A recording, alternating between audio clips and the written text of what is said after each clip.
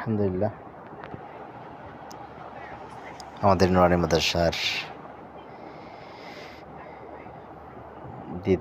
দ্বিতল ভবনের কার্যক্রম শুরু হয়েছে।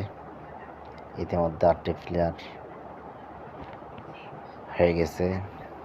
কয়েকদিনের মধ্যে ইনশাআল্লাহ 7 বিমের কার্যক্রম শুরু হবে।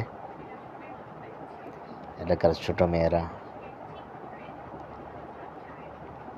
কত সুন্দর করে খেলা করে, মাশাআল্লাহ। তো সকলে দোয়া করবেন আল্লাহ সুবহানাহু ওয়া তাআলা যেন আমাদের এই নুরানি মাদ্রাসার দ্বিতল ভবনের কার্যক্রম